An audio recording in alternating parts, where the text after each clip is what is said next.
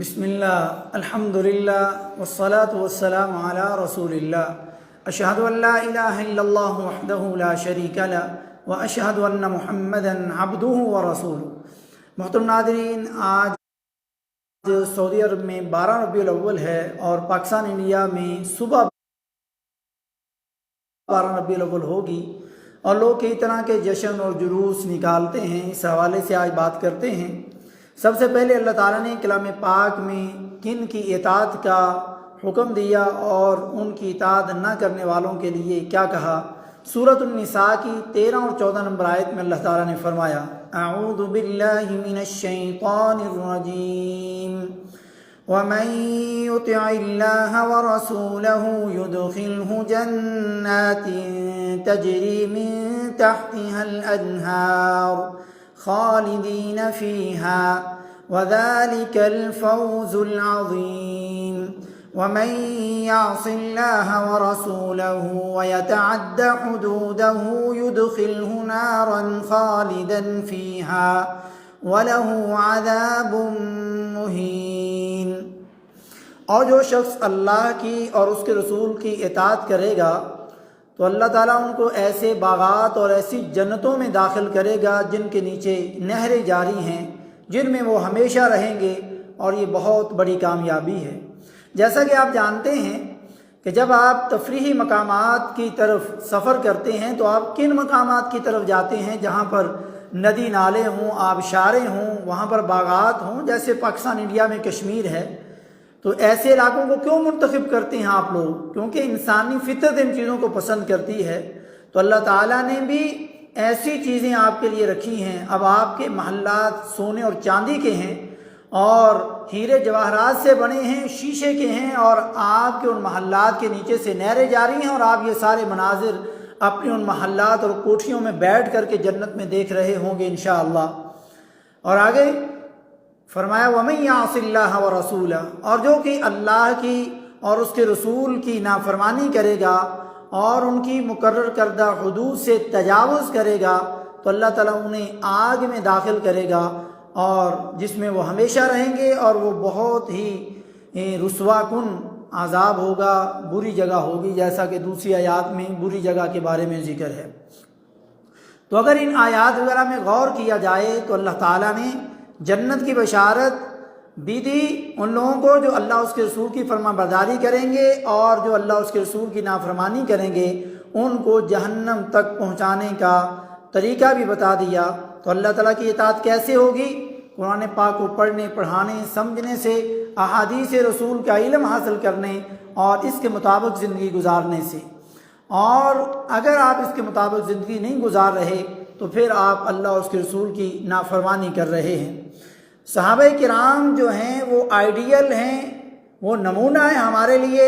उनके ईमान जैसा ईमान हमें बनाना होगा, जैसा कि अल्लाह ताला ने सूरह बकरा की 137 नंबर आयत में फरमाया, फ़इन आमनू बिमिस्लि मा आमनतुम बिही फ़क़द इह्तदौ व इन तवल्लौ फ़इन्नमा हुम फ़ी शिक़ाक़। बस अगर ये लोग भी उसी तरह ईमान लाएं जिस तरह तुम ईमान लाए हो, यानी जिस तरह सहाबा ईमान लाए हैं, तो ये हदायत याफ्ता हो जाएंगे। और अगर मुंह फेर लें और ना माने तो वो इसलिए कि वो आपकी मुखालफत पर तुले हुए हैं। तो सहाबा किराम जैसा ईमान बनाना, जैसे उन्होंने काम किए वैसे काम करना हर मामले में, ये ऐसा करेंगे तो आप हदायत पर हैं, जैसा कि कुरान की आयत ने हमें बता दिया। और फिर आगे सूरह निसा की 115 नंबर आयत में अल्लाह ताला ने फरमाया, वमन युशाक़िक़िर रसूल मिन बअदि मा तबय्यन लहुल हुदा वयत्तबि' गयरा सबीलिल मुअ्मिनीन नुवल्लिहि मा तवल्ला वनुस्लिहि जहन्नम वसाअत मसीरा। और जो शख्स सीधा रास्ता मालूम हो जाने के बाद, दलील आ जाने के बाद पैगम्बर खुदा सल्लल्लाहु अलैहि वसल्लम की मुखालफत करे और मोमिनों के रास्ते के सिवा किसी और रास्ते पर चले। नबी के दौर में मोमिन कौन थे? सहाबा किराम। یعنی پیغمبر کی مخالفت کرے اور صحابہ کرام کے راستے اور طریقے کے علاوہ کسی اور کا طریقہ یا راستہ اختیار کرے، نولہ ما تولی، تو جدھر وہ چلتا ہے ہم اسے ادھر ہی چلنے دیں گے اور قیامت کے دن جہنم میں داخل کریں گے، اور وہ بہت بری جگہ ہے۔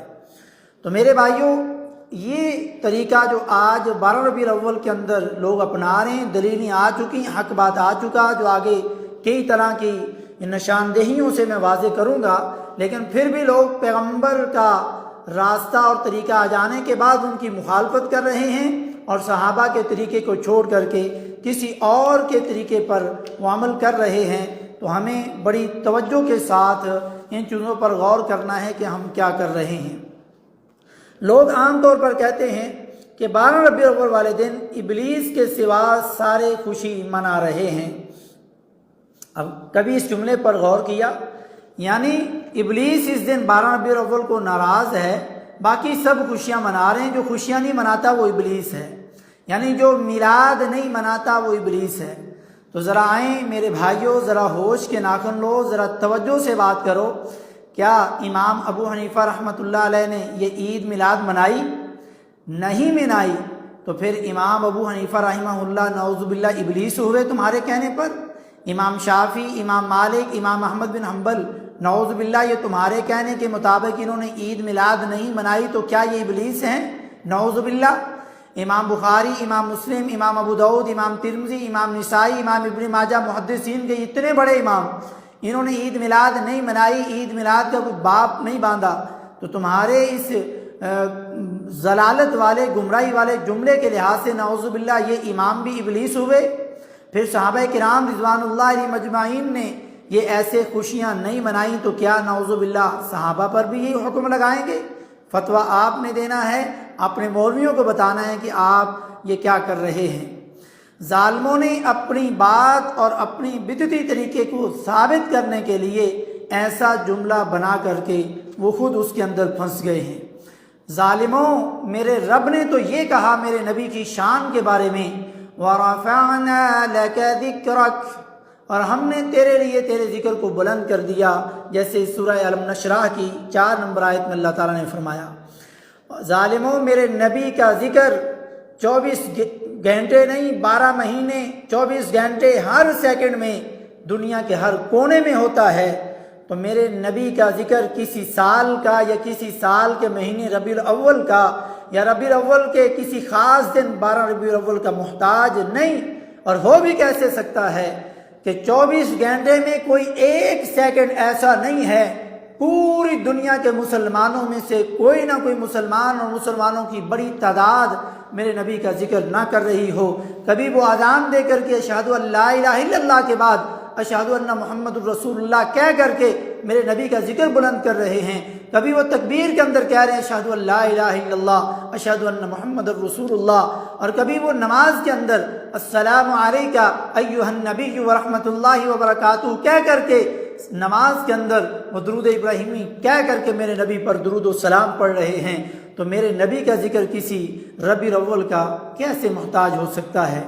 بھلا ہو چائنا کی لائٹوں کا، ورنہ ان میلادیوں کا، میلاد منانے والوں کا اپنے کردار سے محبت رسول ثابت کرنا ناممکن ہوتا۔ اب تو ان لائٹوں کے ذریعے لوگوں کو دھوکہ دے رہے ہیں کہ ہم میلاد منا رہے ہیں، جبکہ جب تک یہ چائنا کی لائٹیں نہیں تھی تب تک میلاد کا کوئی تصور نہیں تھا۔ ہم جشن میلاد نہیں، ہم مشن میلاد مناتے ہیں، اور مشن میلاد کیا ہے؟ پیارے نبی صلی اللہ علیہ وسلم کے آنے کا مقصد کیا تھا، جس کی وجہ سے آپ نے پتھر کھائے، جس کی وجہ سے آپ کو مکہ سے نکالا گیا، جس کی وجہ سے آپ نے ہجرت کر کے مدینہ گئے، اور مدینہ جا کر کے بھی مکہ والوں نے آپ کو آرام سے بیٹھنے نہ دیا، اور 10 سال کے 10 سال جنگوں میں گزر گئے، پھر آخر فتح ہوئی، مکہ فتح کیا، اور پھر اسلامی ریاست قائم ہوئی۔ تو یہ کیسے ہوا؟ مشن رسالت کیا تھا؟ مشن میلاد کیا تھا؟ وہ یہ تھا کہ قرآن و حدیث لوگوں کے سامنے بیان کرنا، لوگوں کی زندگیوں کے اندر قرآن و حدیث کو نافذ کر دینا، پیارے نبی صلی اللہ علیہ وسلم کی سنتوں کو اپنی زندگی میں لانا، اور نبی کی سنت کے خلاف جو بدعت ہوتی ہے اس کو اس دنیا سے نکال دینا۔ مگر جشن میلاد کے اندر لوگوں کے مال لوٹ کر کے پیسے اکٹھے کر کے کروڑوں میں ان میں کوئی 50,000 لگا کر کے باقی پورا سال وہ پیسے جو اکٹھے کیے ہوتے ہیں نبی کی ولادت کی خوشی میں اس کو کھا کر کے اپنا پیٹ بھرتے ہیں اور غریب لوگوں کا پیسہ اور جیبیں لوٹتے اور کاٹتے ہیں۔ اور پھر لڑکیوں کے ساتھ ناچنے اور گانے بجانے کا یہ 12 ربیع اول کو کام عام اور تمام ہوتا ہے نعوذ باللہ، اور نوجوان لڑکیاں ننگے بدن برائے نام کپڑوں کے ساتھ وہ ناچ رہی ہیں، اور کہیں پر پیچھے بینر لگا ہے جشن عید میلاد النبی، اور سامنے لڑکی اپنا سینہ نکال کر کے ناچ رہی ہے، اور کہیں پر بینر لگا ہے کہ جشن عید میلاد النبی کی خوشی میں 2 فلموں کے ساتھ ایک فلم فری میں دکھائی جائے گی فلاں سینما کے اندر۔ نعوذ باللہ من ذالک، کیا نبی کی آمد کا مقصد نوجوان لڑکیوں کو نچوانا تھا؟ نعوذ باللہ، کیا نبی کی آمد کا مقصد نوجوان لڑکوں کو سینموں کے اندر لے جا کر کے فلمیں دکھانے تھی؟ نعوذ باللہ من ذالک، یہ آج کے نام نہاد مسلمان یہ کافروں کے پیچھے لگ کر کے، عیسائیوں کے پیچھے لگ کر کے اس بدعت کو ایجاد کر کے کس طرح کے گناہ اس دن کر رہے ہیں، اور کچھ تو اس دن یا رسول اللہ مدد کہہ کر کے اللہ کے نبی کو پکار کر کے گناہوں کی معافی مانگتے ہیں اور اپنی ہر مصیبت اور پریشانی کا حل آپ سے وہ کرنے کی خواہش رکھتے ہیں، تو اس دن وہ شرک بھی کرتے ہیں۔ تو میرے بھائیوں، کیا کر رہے ہو؟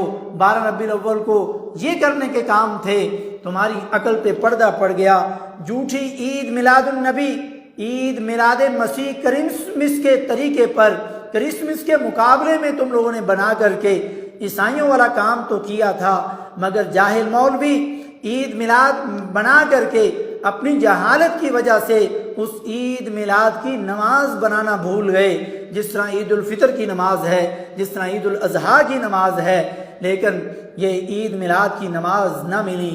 آئیں بخاری، مسلم، ابو داؤد، ترمذی، نسائی، ابن ماجہ، موطا، مسند احمد، مسند شافعی، ہر کتاب حدیث کو اٹھا کر کے دیکھیں، آپ کو عید الفطر اور عید الاضحیٰ کے بارے میں ابواب اور حدیثیں ملیں گی، لیکن نہ آپ کو عید میلاد النبی کا کوئی باب ملے گا، نہ آپ کو عید میلاد نبی پر کوئی حدیث ملے گی۔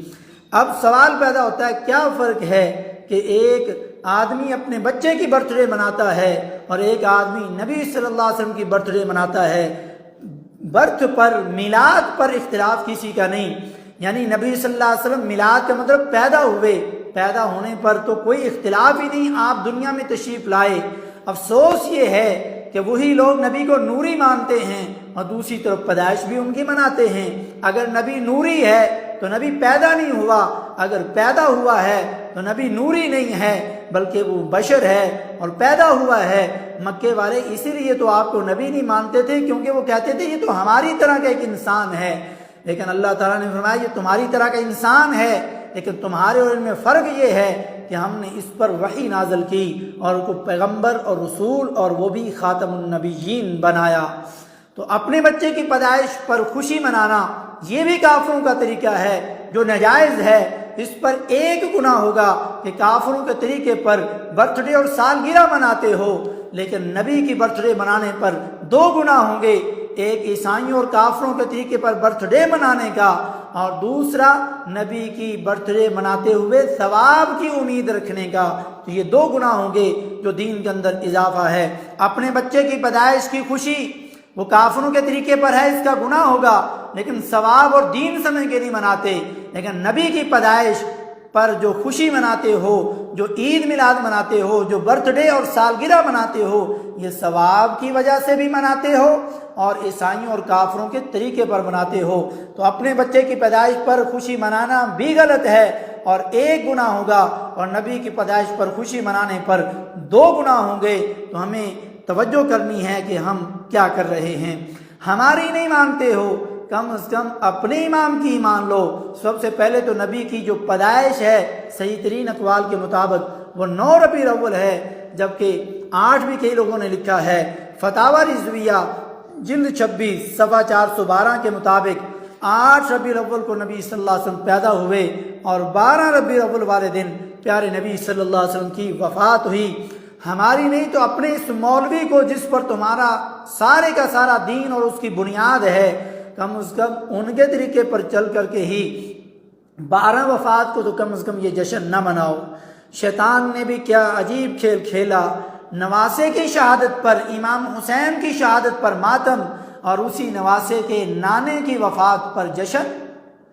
اگر منانا ہے تو پھر 10 محرم کو بھی جشن مناؤ، وہ بھی دنیا سے جدا ہوئے اور یہ بھی دنیا سے جدا ہوئے، ایک ہی دنیا سے جدا ہونے پر وہاں ماتم کرتے ہو اور دوسرے کے جدا ہونے پر اسی نواسے کے نانے کی وفات پر جشن مناتے ہو۔ کیا آپ اپنی والد یا والدہ کا برتھ ڈے مناتے ہوں؟ جو ہم نے ذکر کیا منانا غلط ہے، لیکن ان کی وفات کے بعد اگلے سال اسی تاریخ کو اگر تم برتھ ڈے اپنی ماں کا مناؤ اس کے وفات کے بعد، تو لوگ تو کیا تمہارے اپنے تمہیں جوتے ماریں گے۔ لیکن افسوس، نبی صلی اللہ علیہ وسلم کے دنیا سے چلے جانے کے بعد بھی اپنے پیٹ اور پیسہ اکٹھے کرنے کی خاطر اور کیک کاٹنے کی خاطر، اور کیک کے اوپر بھی نبی کا نام محمد صلی اللہ علیہ وسلم لکھ کر کے چھرے کے ساتھ اس کو کاٹ کر کے کھانے والوں ملا دیو، اللہ سے ڈر جاؤ، اللہ تمہیں ہدایت دے، یہ کن کے طریقے پر تم یہ ایسے کام کر رہے ہو۔ میں جشن منانا چاہتا ہوں تو سوچا کیوں نہ اس کے فضائل میں قرآن و حدیث سے پڑھ لوں، تو مجھے نہ قرآن میں ملا، نہ حدیث میں ملا، نہ فقہ کی کتابوں میں ملا، نہ فقہ حنفی میں ملا، نہ بریلوی مسلک کے اندر ملا۔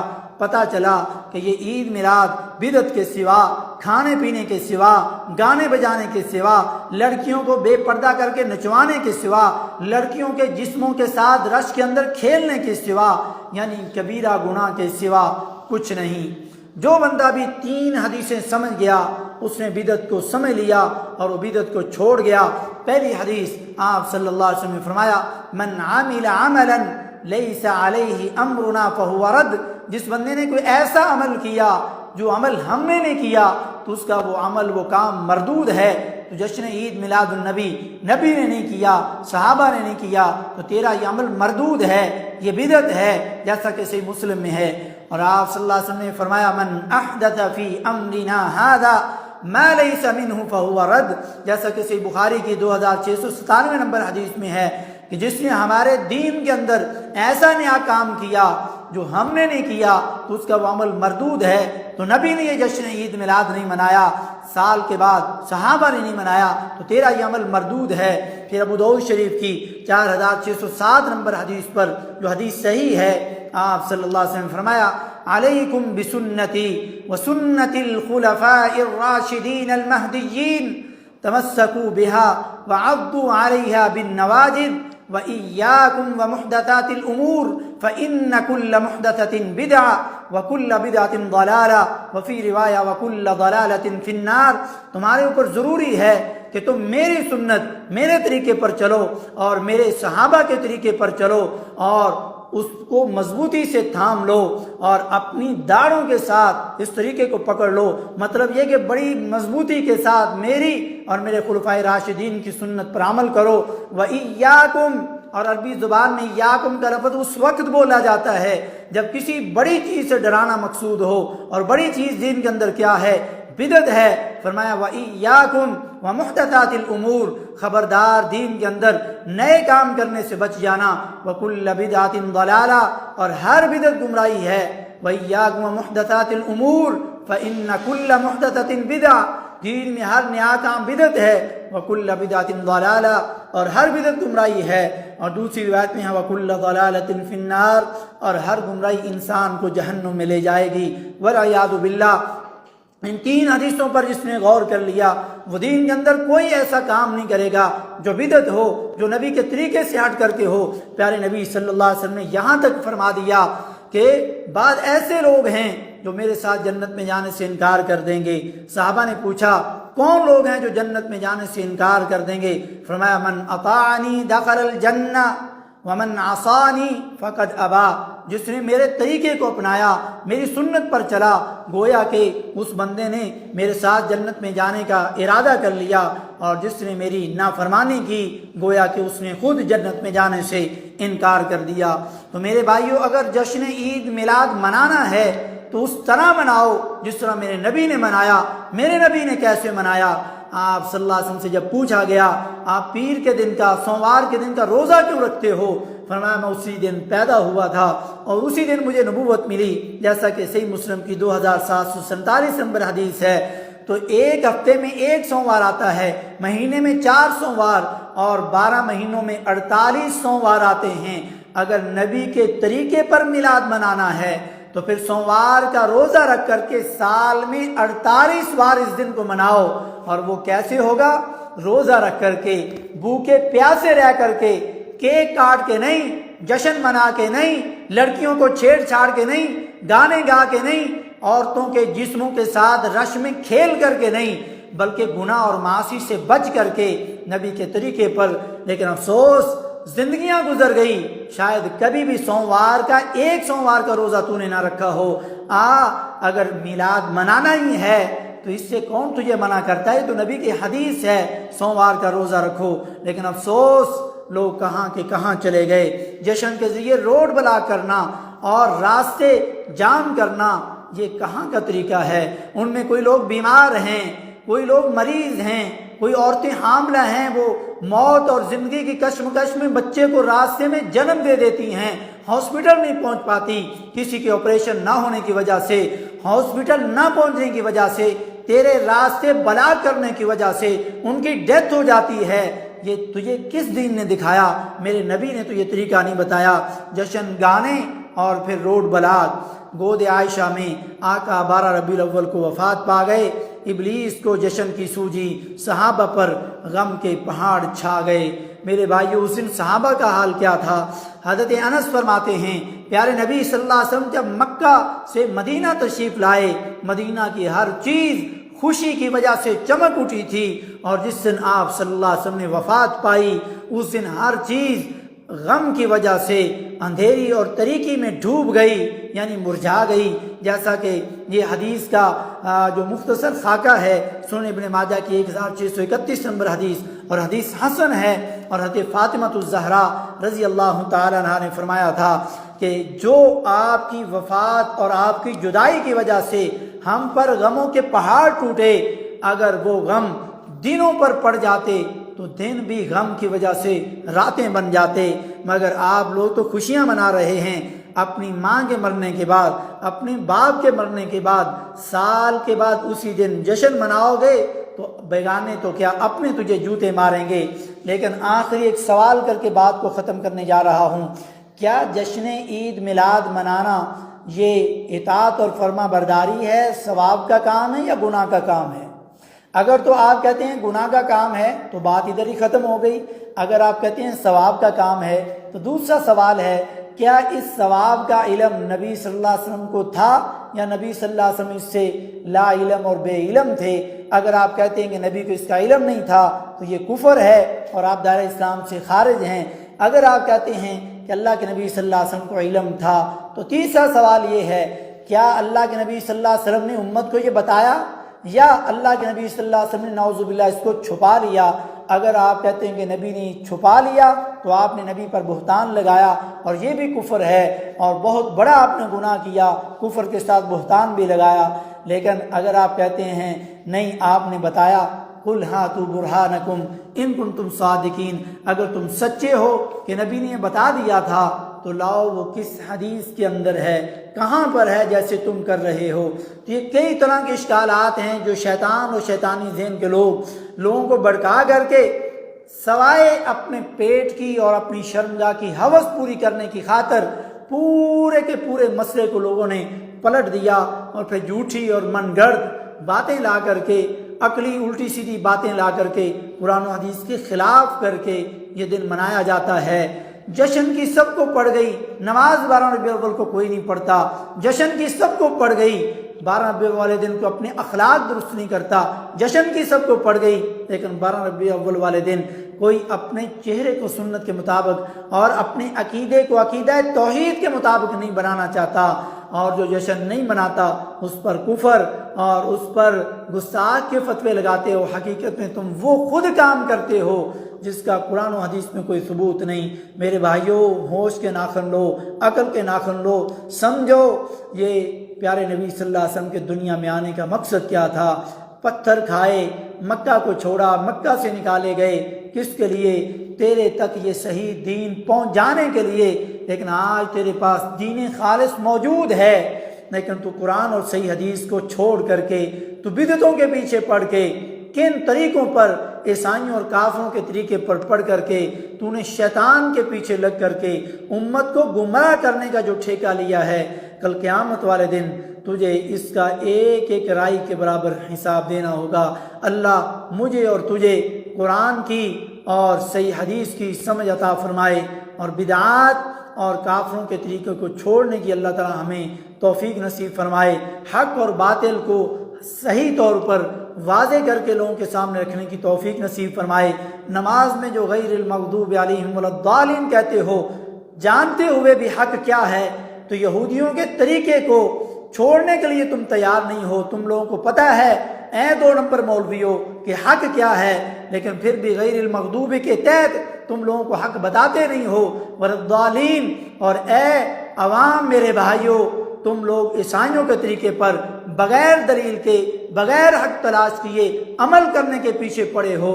یہ ان 2 چیزوں پر جن پر ہم ہر نماز میں اللہ کی پناہ مانگتے ہیں، لیکن پھر بھی ہم انہی 2 کے راستے پر آنکھیں بند کر کے چلے ہوئے ہیں۔ اللہ تعالی ہمیں سمجھنے کی اور عمل کی توفیق نصیب فرمائے۔ سبحان ربک رب العزت عما یصفون وسلام علی المرسلین والحمد للہ رب